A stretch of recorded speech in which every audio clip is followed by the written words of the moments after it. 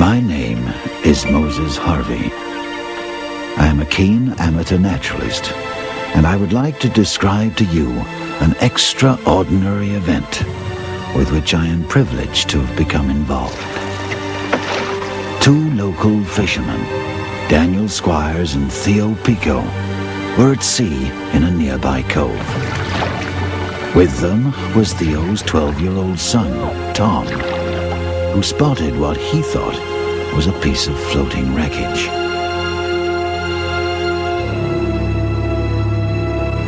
What happened as they drew near would have put fear in the heart of any seafaring man.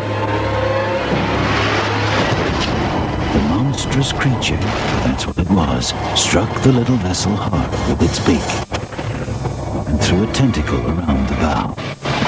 But with guile and courage beyond his years, young Tom reached for an axe. The men escaped the clutches of this malevolent sea monster, and the severed tentacle was brought to me. It was 19 feet long. I was in awe. I was now the possessor of one of the rarest curiosities in the whole animal kingdom, the veritable tentacle of the hitherto mythical devilfish, about whose existence naturalists have been disputing for centuries. I knew that I held in my hand the key to the great mystery, and that a new chapter would now be added to natural history.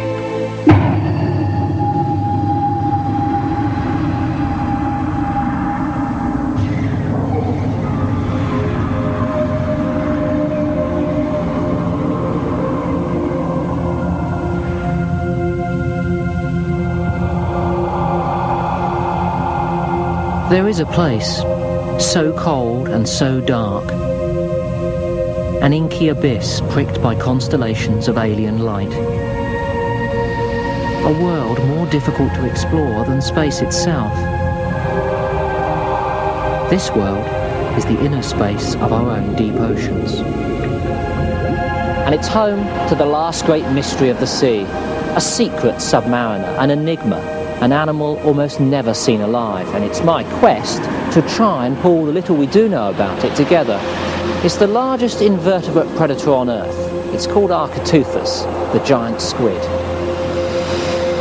The giant squid is probably the last great mystery in the sea. It's like a new dinosaur. But in fact, we know more about dinosaurs than we do about giant squid. I can't catch one. It's real simple. We can stand on a shore and 2 kilometres away in deep water, these animals are living their existence every day, and it may as well be aliens on the moon. Squid are common. There are more than 650 species. They're quick, colourful, undoubtedly beautiful, and they're all predators. Highly successful animals which have stalked our seas for 500 million years. Now, we actually know quite a lot about most of them, but next to nothing about the big one, the one that got away. 125 years after that severed tentacle was brought to Moses Harvey, we're still ignorant of all but the basics of giant squid biology. We don't know how long they live, how big they get, how fast they swim, or how they meet and mate. The giant squid remains tantalisingly out of reach, still anchored in the centuries-old legends of ancient mariners. The early Norse sailors named this creature with root-like arms, kraken. I now come to the sea monster called kraken. This creature is the largest and most surprising of all the animal creations. Get away as fast as If the fishermen find that the kraken this creature has a strong and peculiar scent which it can emit at certain times, and by means of which it beguiles and draws the crayfish to come, he then opens his arms and seizes and swallows his welcome guests. By the end of the 16th century, images and illustrations of sea monsters were commonplace, and they appeared in all the good natural history books of the age. This one, Iconis alamalium, was printed in 1560, and it contains plenty of species that we're familiar with. This is stylised, but undoubtedly a hammer-headed shark. Just over the page here is a lovely drawing of a dolphin. And then just a bit further back is this charming illustration of a seahorse. But alongside all of these known animals is a fantastical fauna. Look at this. It's a 7-headed snake monster, complete with scales, clawed feet and a curled tail. And then just a bit further back, sea serpents, a giant dragon wrestling with a crustacean, and this bizarre frilled fish. And just a couple of pages back, a whole host of ship-sinking leviathans, and judging by their spouting here, I've no doubt that these creatures were later recognised as the world's great whales. But you know, when this book was printed, there was no reason for people to believe that these creatures couldn't exist. And in fact, this whole volume tells us something about the way that a species moves through our own perception, initially as a mythical or legendary animal, and then through classification as a known zoological species. And if we take these great whales here as a case in part, they can actually tell us quite a bit about why the biology of the giant squid remains such a mystery.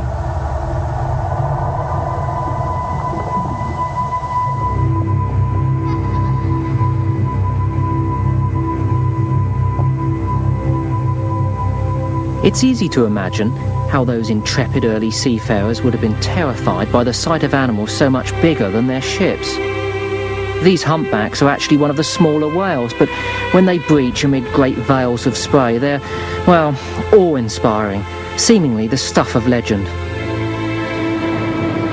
But what happened was that these spectacular animals didn't remain as scary sea monsters for very long, for the very simple reason that they're mammals like us. So they have to emerge from this relatively inaccessible environment, the sea, to the surface in order to breathe air. So we got to see them and we got to know them. And it was probably then that we learned to exploit them for the first time, for their oil, for their blubber and for their bones. And this led to the development of a ferocious industry, which by the end of the 1960s had brought some of these whale species to the brink of extinction.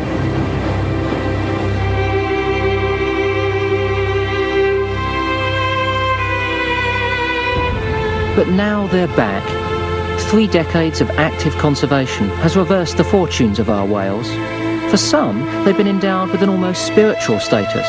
For others, they're a living barometer of our planet's health. Across the seas, expectant eyes scour the horizons for those telltale puffs of spray. And close encounters like this are quite unforgettable. The whale has completed a journey from blood-curdling beast to cherished icon. But what of the mysterious kraken? Since Moses Harvey first described the tentacle back in the 1870s, there have been over 100 reports of dead or moribund giant squid. But these have been only fragments or badly decomposed specimens, and the giant squid has never revealed itself in the same way as the whales, for the simple reason that we haven't been able to observe it living in its own deep